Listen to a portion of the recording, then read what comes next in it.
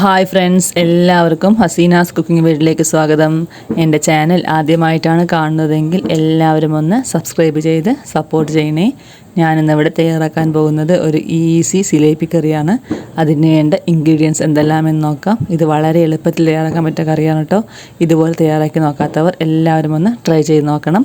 അതിലേക്കായിട്ട് ഒരു വലിയ ഉള്ളി, 5 ചെറിയ ഉള്ളി, 5 വെളുത്തുള്ളി, 3 തക്കാളി, 1/2 കിലോ സിലേപ്പി, 1 തേങ്ങ, 8 പച്ചമുളക്, 5 ചെറിയ ഉള്ളി, മല്ലിയില, കറിവേപ്പില. അതിനുശേഷം തേങ്ങയിൽ 5 ചെറിയ ഉള്ളി ചതച്ച് കൊണ്ടുവരിക. നല്ലപോലെ തേങ്ങ അരയണം. പിന്നെ 2 ചെറുനാരങ്ങ വലുപ്പത്തിലുള്ള പുളിയും കൂടെ ആവശ്യമായിട്ടുണ്ട്.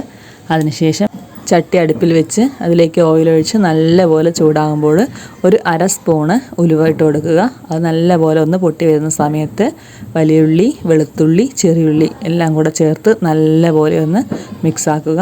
നല്ലപോലെ ഒരു ഹാഫ് കുക്കായതിനു ശേഷം അതിലേക്ക് നമുക്കിനി മല്ലിയിലയും കറിവേപ്പിലയും കൂടെ ഇട്ട് കൊടുക്കാവുന്നതാണ്. അതും കൂടെ ഇട്ട് ഇനി ഉള്ളി നല്ലപോലെ ഒന്ന് വഴണ്ട് വരണം.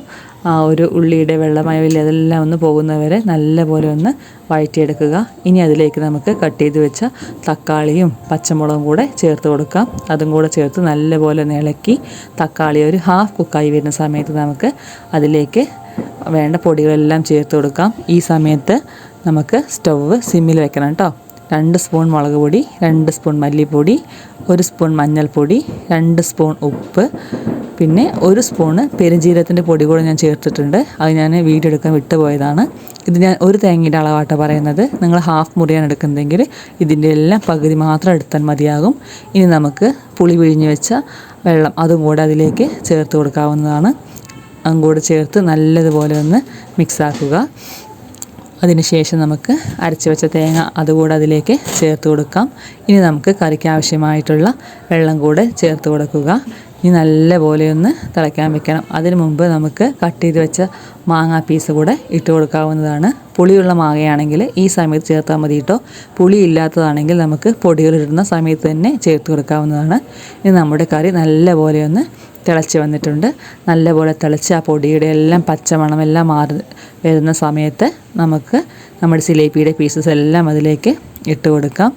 നല്ലപോലെ ഒന്ന് തിളച്ച് ആ മീനെല്ലാം പൊന്തി വരുന്ന സമയത്ത് നമുക്ക് ഒരു 5 മിനിറ്റ് സിമ്മിൽ വെച്ച് വേവിക്കണം. അല്ലെങ്കിൽ നമ്മുടെ മീനെല്ലാം പെട്ടെന്ന് ഉടഞ്ഞു പോകും. ഞാൻ 5 മിനിറ്റ് സിമ്മിൽ വെച്ച് എടുത്തു കൊണ്ടുവന്നിട്ടുണ്ട്. നല്ലപോലെ നമ്മുടെ സിലേപ്പി കഷ്ണങ്ങളെല്ലാം വെന്തിട്ടുണ്ട്. നമ്മുടെ ടേസ്റ്റി ആയിട്ടുള്ള ഈസി സിലേപ്പി കറി തയ്യാറായിട്ടുണ്ട്.